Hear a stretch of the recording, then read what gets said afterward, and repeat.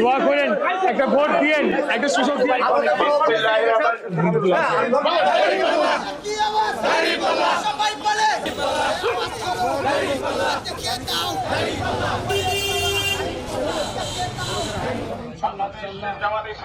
জাহাঙ্গীর ভাই দাঁড়িপাল্লা প্রতীক সব দল দেখছে দাঁড়িপাল্লা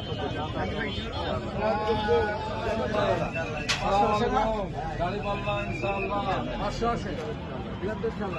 ইনশাআল্লাহ যেখানে দাঁড়িপাল্লা সেখানে ইনশাআল্লাহ সব জায়গায় দাঁড়িপাল্লা আছে, সব জায়গায়। ওকে ওকে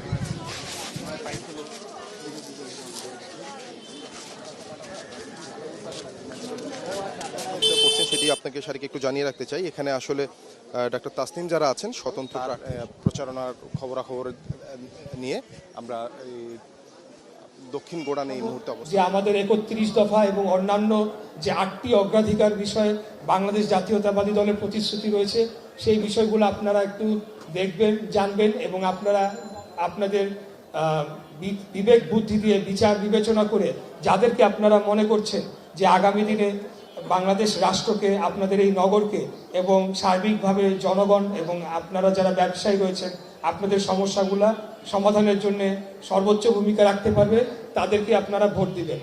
সর্বোপরি আমি আবারও আপনাদের কাছে একটা ভোটের আবেদন জানাচ্ছি, একটা সুযোগ চাচ্ছি এবং আপনাদের কাছে দোয়া প্রার্থী যে মহান আল্লাহ তাআলা আমাকে সেই সুযোগ করে দেন, আমি যাতে ভালো কিছু জনগণের জন্য করতে পারি, এই দেশ ও জাতির কল্যাণে মঙ্গলজনক কিছু করতে পারি। আমার বাবা মরহুম সাদেক হোসেন খোকা, উনি একজন বীর মুক্তিযোদ্ধা ছিলেন, আমিও মুক্তিযুদ্ধের চেতনায় সম্পূর্ণ বিশ্বাসী একজন রাজনীতিবিদ। তাই বাংলাদেশের স্বাধীনতা, সার্বভৌমত্ব, বাংলাদেশের গণতন্ত্র এবং জনগণের ভোটের অধিকার এবং আমাদের যে প্রতিদিনের যে নিত্যদিনের যে সমস্যাগুলো রয়েছে সেগুলো সমাধানের জন্য আমরা বাংলাদেশ জাতীয়তাবাদী দল জনগণের কাছে প্রতিশ্রুতিবদ্ধ, ওয়াদাবদ্ধ এবং সেই অনুযায়ী অবশ্যই আমরা কাজ করে যাব ইনশাআল্লাহ। আগামী নির্বাচনে সংসদ পদে প্রতিদ্বন্দ্বিতা করছেন জনাব নাসির উদ্দিন পাটোয়ারি। জনাব নাসির উদ্দিন পাটোয়ারি বাংলাদেশের মানুষের যেই মনের কথা, বাংলাদেশের মানুষের যেই স্বপ্নের কথা, ঢাকা ৮ বাসিন্দার যেই কষ্ট, দুঃখ, দুর্দশার কথা তিনি তুলে ধরছেন। অত্র এলাকার দুর্নীতি, চাঁদাবাজ এবং সন্ত্রাস যাকে ভয় করে এই এলাকার মানুষ কোনো কথা বলতে পারে নাই এতদিন, নতুন মাফিয়া এসেছে এই ঢাকা এলাকায়, সেই নতুন মাফিয়াদের বিরুদ্ধে, নতুন জমিদারদের বিরুদ্ধে নাসির উদ্দিন পাটোয়ারি 10 দলীয় ঐক্যজোটের পক্ষ থেকে তার কথা বলে যাচ্ছেন, ভোট চেয়ে যাচ্ছেন। আমরা আজকে ঢাকা ১ এলাকায় প্রদক্ষিণ করব, যার মার্চ ফর জাস্টিস আমরা করব এবং আমরা আনুষ্ঠানিকভাবে জাতীয় নাগরিক পার্টি এনসিপি আমরা আজকে এইখানে তিন নেতার মাজারে কবর জিয়ারতের মাধ্যমে আমরা আমাদের নির্বাচনী পদযাত্রা ঘোষণা করলাম।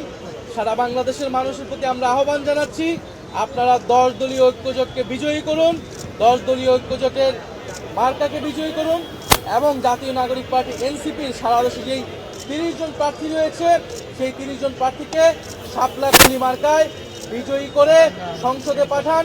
সংসদে জাতীয় নাগরিক পার্টি এবং এনসিপি এবং 10 দলীয় ঐক্যজোট আপনার সাধারণ মানুষের কথা বলবে, গণ অভ্যুত্থানের কথা বলে, সংস্কারের কথা বলবে, সার্বভৌমত্বের কথা বলবে। আমরা যেই রাজনীতিটার কথা বলি সবসময়, স্বচ্ছতা এবং জবাবদিহিতার রাজনীতি, সেই রাজনীতির ধারাই আমরা বজায় রাখবো, চালু রাখবো। সেই ব্যাপারেই কথা হচ্ছে সবার সাথে। আমার জন্য শুভকামনা রাখবেন। জনগণকে আমরা বলবো যে আমরা জনগণের পক্ষে লড়াই সংগ্রাম করার মানুষ, আমরা কোটিপতিদের ক্লাব ভেঙে আমরা সেখানে জনগণের অধিকার প্রতিষ্ঠার জায়গা বানাতে চাই, সেখানে যেন তারা আমাদের সাথে থাকে। বিভিন্ন এলাকায় বিভিন্নভাবে আমাদের জনগণকে, জনশক্তিকে বিভিন্নভাবে ভয় দেখানো হচ্ছে। তো এটা মৌখিকভাবেই দেখানো হচ্ছে, এখন পর্যন্ত কোনো তারা বাস্তবে কোনো কিছু করেনি, কিন্তু একটা ভীতি সঞ্চার করার ভীতি সঞ্চারের চেষ্টা করছে। তা আমরা এটাকে তোয়াক্কা করি না। আমরা বগুড়ায় মনে করি বগুড়া কারো কোনো দলের জন্য নির্ধারিত নয়। এই বগুড়াটা বরাবরই ইসলামী আন্দোলনের জন্য উর্বর। পাকিস্তান আমল থেকেই বগুড়া ইসলামী আন্দোলনের দুর্গ হিসেবে খ্যাত। জনগণ জুলাই বিপ্লবের পরে একটা পরিবর্তন চায়।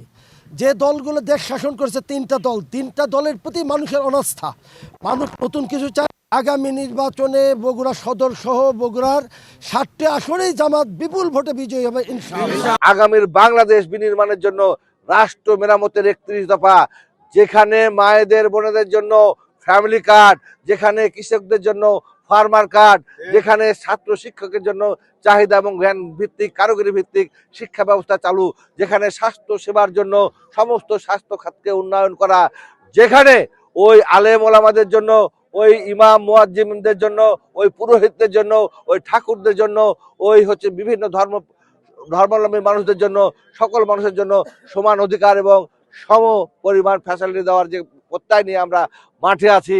আগামী প্রযুক্তিগত উন্নতি করে আমরা যে আগামী বাংলাদেশ গড়তে চাই, তারেক রহমানকে সহযোগিতা করতে চাই, এটা আমি বিশ্বাস করি।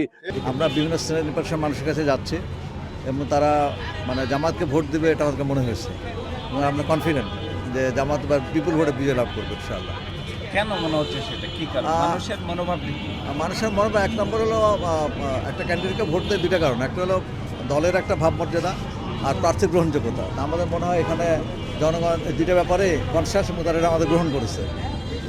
আর বিগত সময়ে যারা নির্বাচিত হয়েছে তারা জনগণের আশা আকাঙ্ক্ষা পূরণ করতে পারে।